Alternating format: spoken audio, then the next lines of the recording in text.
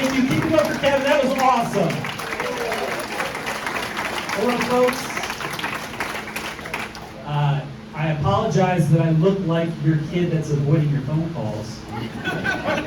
But I feel your pain because the only way I can get my kids to respond to me is by tagging them in TikTok videos. My name is Chris Biggs. What you need to know about me is I have been with my wife for over 20 years and we have 4 kids together. It's a little presumptuous if you ask me. I do love my kids, but you have to know it wasn't my plan to have 4 kids. Like when I was growing up, I wasn't like writing in a dream journal about how I can't wait till I can fill the 3rd row of a minivan.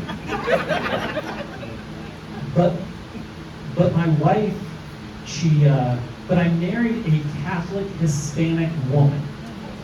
Do you know what that means? That means I had a choice in life, right? I could have had peace and quiet, or I could marry a woman with a nice butt. When you are 18, it is an easy choice, okay? By the time you hit 38, you start to question whether 18-year-olds should have the right to vote. But my wife, she tricked me. She used a girlfriend voice with me. Have you heard of this? A girlfriend voice is like, it's calm, it's peaceful, it's sweet. It's like a choir of angels singing, you are right. After you've been married for a few years and have kids, it turns into a mom voice. A mom voice, it's like direct and to the point. It's got a tone to it that lets you know exactly who's in charge. And it's not me. Like it sounds both annoyed and disappointed at the same time. It's kind of like living with Wonder Woman. But instead of like a lasso of truth, she has the vocal cords of intimidation. Able to make a grown man get off the couch in a single syllable. But most of all, a mom voice is loud. Now sometimes you like loud, right? Like in certain situations, you hear loud and it makes you think you're getting a job done. It makes you feel like a man. But then there's the other 23 and a half hours of the day. I didn't realize how much this mom voice was getting to me until I got a pair of AirPods. Like I was listening to music one day and it cut in. It's like, you have a text message from Suzanne. And I was like, oh, what? Like I just felt tightened up because I knew it was going to be something. But then suddenly, this sweet, calm voice read me the message. It was Siri. And it was at that moment I realized why they made all those movies where guys fell in love with their phones. I felt like I had the girlfriend voice back.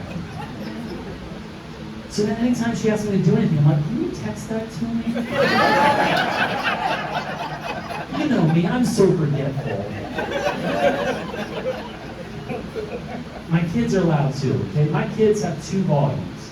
They have an outside voice, and then that voice you use to talk to somebody next to you at a rock concert. Like, it's either headache-inducing or migraine-inducing. And I pray every day for the headache. I don't drink anymore because I can't stand talking to my kids the next day. And my kids, it's weird. They have a weird accent to them. Like my wife and I, we don't have an accent, but they have an accent, and it's only on certain words. Like if we say, like instead of them saying yes sir, it comes out as what do you want? or yes ma'am as give me a minute. It just, I don't know where they get it from. It's kind of like a Boston accent, right? I decided to take my daughter with me to pick out jewelry for my wife for Christmas. I took her to Smythe Silver in Towson. I'll let you guess how long it took me to realize that was a mistake. Okay? It's like we walked in, and the first thing they saw was like this layered gold necklace. It was like the kind of thing that Mr. T is still pitying the fool that would wear. And I said to her, I was like, no. Even I know that's gaudy, okay? She said, Daddy, what does gaudy mean? And I should have known. You don't teach loud kids new words. They've already learned all the ones they need. But I told her, and she was so excited to go throughout that whole store finding everything and using her rock concert voice to declare it as gaudy. Including like this gold elephant-shaped brooch that had like red and green gemstones that this lady walked in wearing. So I'm like, just look in this cabinet. I turn to the salesman, like, this is the fastest sale you'll ever have. And that's when my daughter discovered price tags. Because behind me I hear, we can't afford this! I am not changing schools just so mommy can have some jewelry. The salesman's like, sir, we've got some more affordable stuff. And I'm like, no, I need this, okay? Every man knows why I needed that piece of jewelry. Because all my friends know. They all said to me, hey, you got your wife some jewelry, special prize. Did she give you a special prize? You know, the kind of thing that women stop doing after they get married? BS. Yeah. I was like, yeah. I got the girlfriend voice back for a whole 24 hours. It was fantastic. No, thank you very much. This is an awesome show. For this next thing, I just need you to know, like, having 4 kids is a lot because you think you know what you're doing, and you don't. And nothing ever works out. I thought, like, that having kids that like to read would be a good thing. Everybody says, oh, get them reading. It's a nightmare. Let me tell you. Because how do you punish a kid that likes to read? You can't take away their books. Social services will be out there so fast. They'll be like, maybe you should hit them instead. You've got a policy for that. But 3 out of my 4 kids love to read. Which means statistically, I'm going to have a lot of grand cats when I'm older. Thank you, J.D. Vance, for making that joke funny again. The other one, though, you can tell he doesn't like to read. Like, because he doesn't know what words mean. A teacher at school called me over the other when I was going to pick up, and she was like, listen, the kids discovered a new word today, and we'd like them to stop using it. And I was like, oh, what's the word? She's like, it's sexist. Like, the word is sexist. Apparently, all the kids were going around on the playground calling each other sexist. Like, can you imagine this? You're a sexist. No, you're a sexist. No, you're a sexist. It's the most woke 4th grade you can imagine. So I asked him, I said, buddy, what do you think this word means? It's like, like a sexist bikini. No, you mean sexy. He's like, yeah, same thing. It's like, it's not. These are not the same words. I don't know what a sexist bikini would be. Like, is that one that covers too much? Because it's a man telling a woman how to dress, or covers too little because they're exploiting a woman? I don't know. I've thought about it a lot.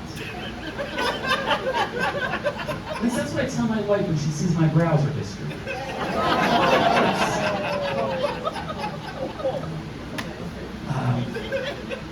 You have to know, though, something. Like, I really love coming out here because it means I'm not back there with them. But this wasn't like my first choice to escape. Just so you know, I love you all. Thank you. You're an amazing audience. But I wanted to actually make money.